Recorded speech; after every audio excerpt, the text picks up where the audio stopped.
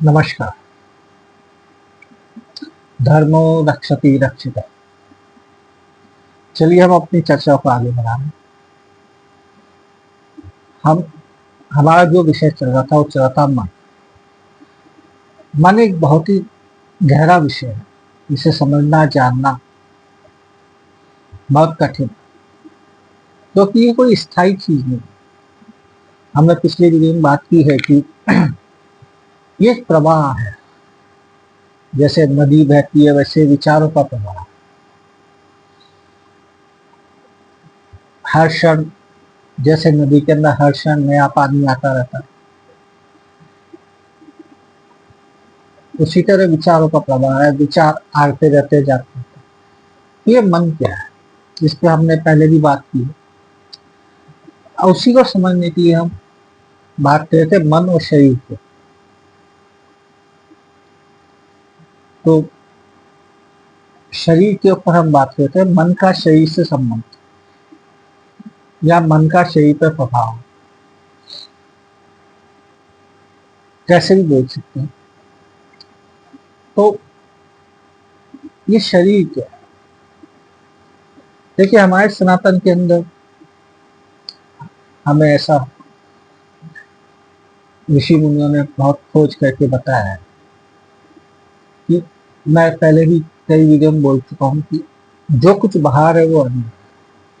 हमें ऋषि मुनियों ने कोई भी चीज जो ढूंढी है, जिसके बारे में जाना है समझा है, वो कहीं बाहर नहीं जाके ढूंढे, उन्होंने अपने अंदर।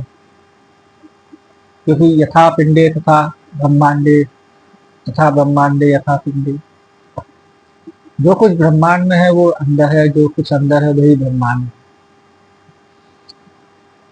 तो इस शरीर के बारे के अंदर उसके ऊपर बड़ी रिसर्च हुई कि हम जब ये शरीर है, शरीर के अंदर ही मन है, शरीर में ही बुद्धि है, शरीर में ही आत्मा है, सब कुछ अंदर ही है। तो उसके लिए ऋषियों ने बड़ा ही आसान तरीके से एक विभाजन किया, कई तरीके से समझाया उन्होंने। उसमें से एक ये भी है कि उन्होंने पंच कोश या 5 स्तर, अंदर जाने के 5 स्तर या अंदर के 5 स्तरों की बात, उन्हें पंच कोश कहा है। अब ये 5 कोश क्या है? पंच कोश जो भी आध्यात्म से जुड़े हैं सब जानते। अन्नमय कोश, प्राणमय कोश, मनोमय कोश, विज्ञानमय कोश और आनंदमय कोश, ये 5 स्तर हैं। मतलब कि आपके शरीर से आत्मा तक पहुंचने के लिए हमें ये 5 तरह के हडल्स हैं, या ये समझ लीजिए कि ये 5 भाग हैं जिन्हें हमें पार करना होता है, या ये 5 स्टेप्स हैं, सीढ़ियां हैं। तो उसके अंदर सबसे पहला है अन्नमय कोश। अब ये अन्नमय कोश क्या है? अन्नमय कोश है ये शरीर। क्योंकि हम शरीर और मन की बात कर रहे हैं, तो सबसे पहले हम ये जानते हैं कि शरीर क्या है। ये शरीर है अन्नमय कोश। हमारे सनातन के अंदर इसको बड़ा विस्तार से बताया, इसके ऊपर बड़ी विस्तार से बात की है। एक पूरा वेद है, आयुर्वेद का निर्माण किया। उसके अंदर हर चीज का संकलन है, आपके शरीर के बारे में, शरीर के अंगों के बारे में, इस शरीर के अंदर होने वाली बीमारियों के बारे में, और उन बीमारियों को कैसे ठीक किया जाता है उसके बारे में बड़े विस्तार से उसके ऊपर चर्चा है। चर्चा ही नहीं, बल्कि वो पूरा एक चिकित्सा शास्त्र है। उसके अंदर भी मन के बारे में बड़ा विस्तार से बताया गया, क्योंकि मन द्वारा ही संचालित होता है ये सब। चलिए हम बात कर रहे थे अन्नमय कोश, इस शरीर की। तो एक्चुअली ये विषय इतने विस्तार है और सब एक दूसरे से जुड़े हुए हैं। अगर थोड़ी सी भी सावधान नहीं रहते हैं तो पता नहीं कहां से कहां पहुंच जाते हैं। विषय से भटकना बहुत ही आसान। तो अन्नमय कोश, अब इस शरीर को अन्नमय कोश क्यों कहा जाता है? अन्न तो आप समझते ही हैं, अन्न भोजन। तो ये जो शरीर है ये भोजन के द्वारा निर्मित, जो हम ग्रहण करते हैं उससे शरीर बनता है, इसलिए इसे अन्नमय कोश कहा जाता है। जब हम पैदा होते हैं तब एक पिंड से हम एक छोटा सा शरीर लेके हम इस पृथ्वी पे आते हैं, फिर शरीर का विस्तार होता है।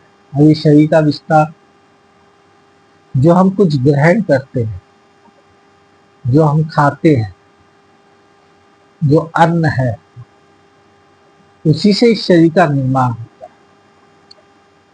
इसीलिए इसे अन्नमय कोश कहा जाता है। सही आहार आपके शरीर को हृष्ट पुष्ट बनाता है, स्वस्थ बनाता है, क्योंकि स्वस्थ शरीर में ही एक स्वस्थ दिमाग और एक स्वस्थ मन होता है। स्वस्थ मन का मतलब सकारात्मकता से है। तो ये अन्नमय कोश है, इसका निर्माण, और इसकी बहुत सारी वो है।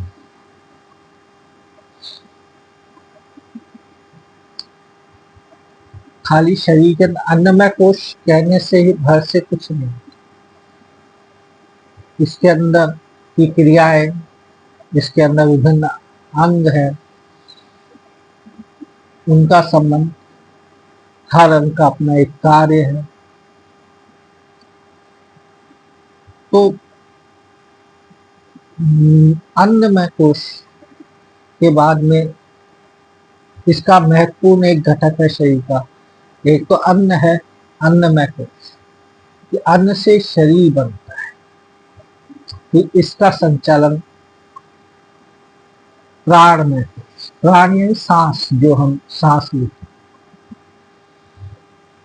क्योंकि इस शरीर के अंदर जितनी भी क्रियाएं होती हैं वो इस प्राण से होती है, या पंचवायु कहा जाता है। 5 तरह की वायु है जिससे कि शरीर के विभिन्न क्रियाएं होती है। तो सबसे पहली चीज हमें ये समझना है कि ये अन्न जो है, फिर वो हम विषय से भटक जाएंगे। फिर अन्न जो है वो इस शरीर की मुख्य जरूरत।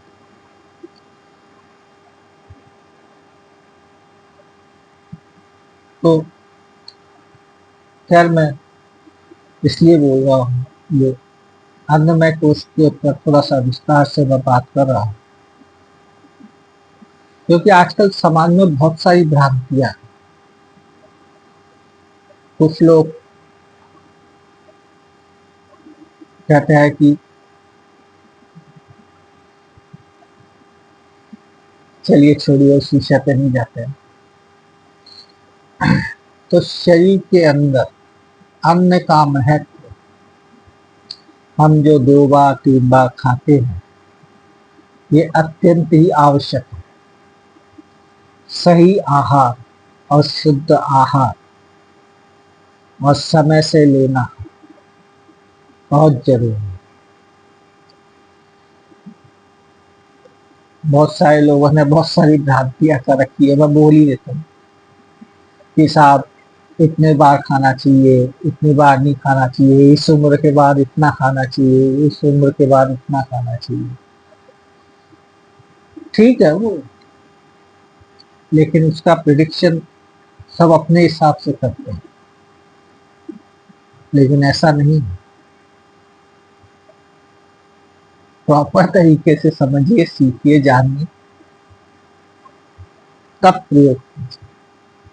सिर्फ कई बातों पे, सुनी सुनाई बातों के ऊपर अपने शरीर से खिलवाड़ ना करें, क्योंकि ये शरीर अन्न से चलता है, अन्न इसकी जरूरत है। तो खाने में लापरवाही ना करें, प्रॉपर खाएं।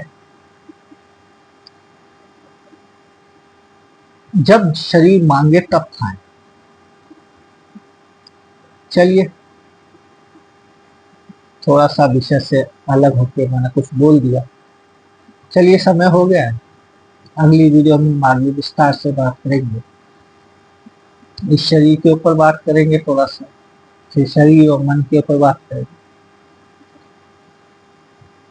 उत्कृष्ट भारत है, हे भारतवासी, हे सनातनी, उठिए जागिए, अपने धर्म को समझिए, उसके अंदर छिपे हुए रहस्य और ज्ञान को जानिए, उसे अपने जीवन में उतारिए, अपने जीवन को सफल, उत्साहित, सकारात्मक बनाइए। चलिए, अगले वीडियो तक राम राम।